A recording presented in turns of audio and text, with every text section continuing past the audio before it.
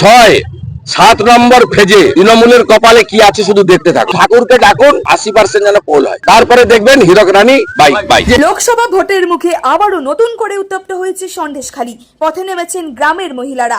যেভাবে একের পর এক ভিডিও প্রকাশ্যে আসছে, তারপর থেকেই এলাকায় এলাকায় চাপানুত্তর তৈরি হয়ে চলেছে।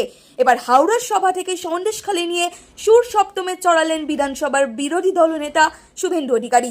শুভেন্দু বলেন, মমতা বন্দ্যোপাধ্যায় ও অভিষেক বন্দ্যোপাধ্যায়ের খুব গায়ে লেগেছে। ফেক ভিডিও ছাড়ার পরেও সন্দেশখালীর মা বোনেরা প্রতিবাদ করছেন। তৃণমূলের সাংগঠনিক শক্তি, জনশক্তি নেই, তাই পুলিশকে ক্যাডারের মতন ব্যবহার করা হচ্ছে। বিজেপি নেতা আরও বলেন, এরা বেছে বেছে প্রতিবাদী মহিলাদেরকে, বিশেষ করে যারা শিডিউল কাস্ট পরিবারের মহিলা, তাদের উপর অত্যাচার করছে। অত্যাচারীরা শেষ কথা বলে না, অত্যাচারীরা শেষ কথা বললে সিপিএম আজও থাকতো। সবসময় অত্যাচারীরাই পরাস্ত হয়। তিনি এও বলেন, বিকেলে কি হয় দেখতে পাবেন। চলুন দেখে নি বিকেলে শুভেন্দু অধিকারীর কথায় কি হলো।